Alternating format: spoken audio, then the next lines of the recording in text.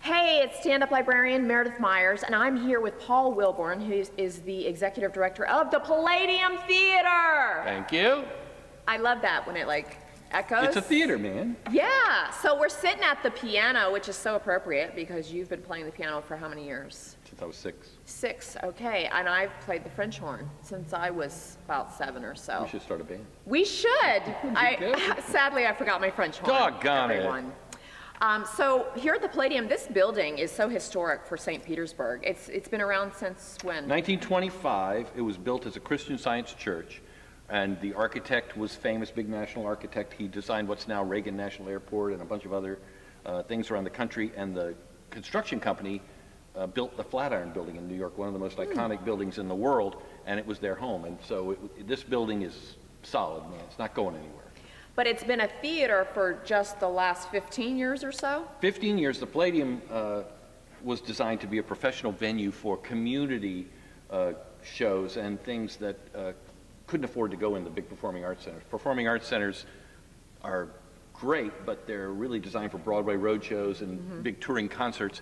And what they found was that community acts and community groups couldn't perform because they couldn't afford it. So Palladium was a professional venue for that, and now we've expanded to be a little bit of everything, but we're still very affordable for... Yeah, and you're also associated with St. Petersburg College now as well. For the last little over 7 years, Palladium was donated to the college, and the college has run it, and the college hired me.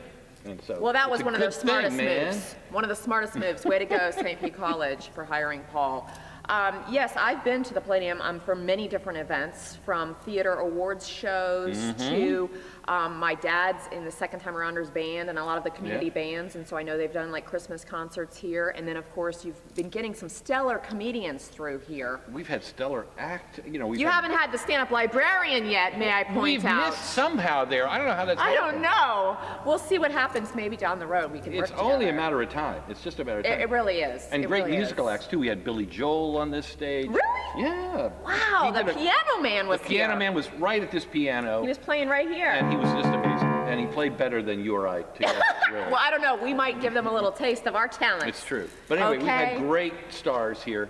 And so we now have got a mix of the community and stars. And when I say community now, we book lots of great regional and local bands and jazz artists. And so we're a real venue for a lot of the talent in this area.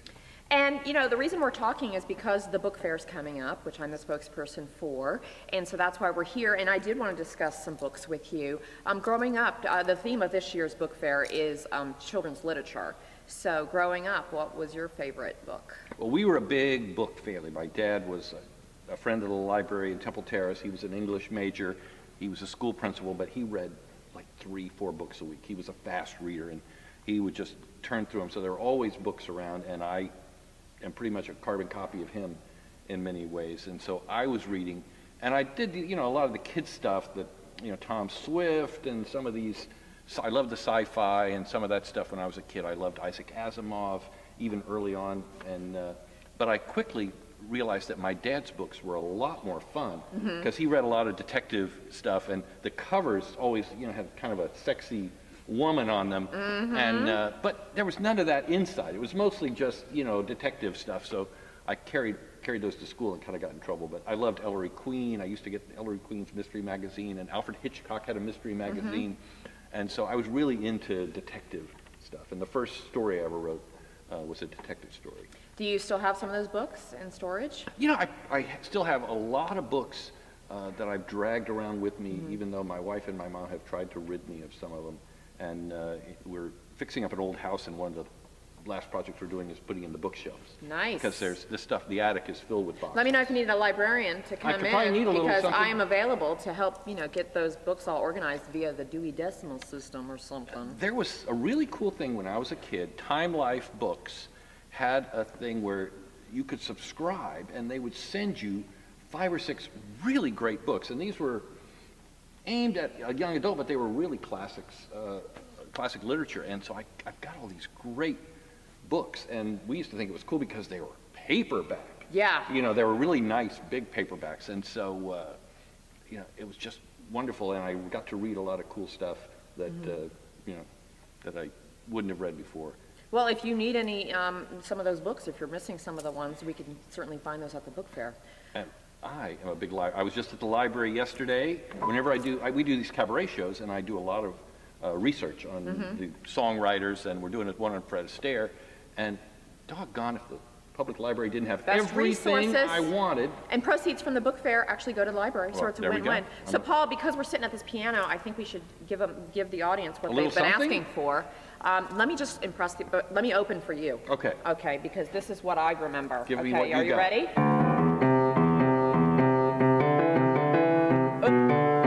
I can't even do that.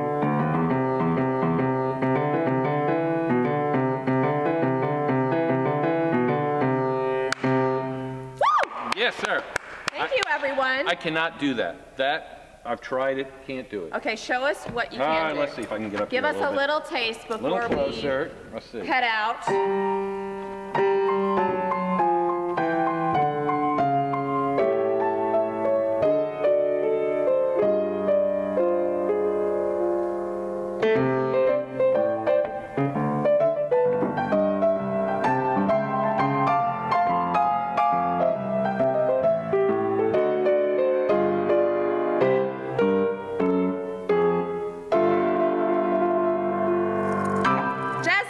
Jazz hands. There you go. So this has been stand-up librarian Meredith Myers with my friend Paul Wilborn. She's over so here attractive. at the She makes me look better. Palladium. And we will see you guys at the book fair. Okay, take care.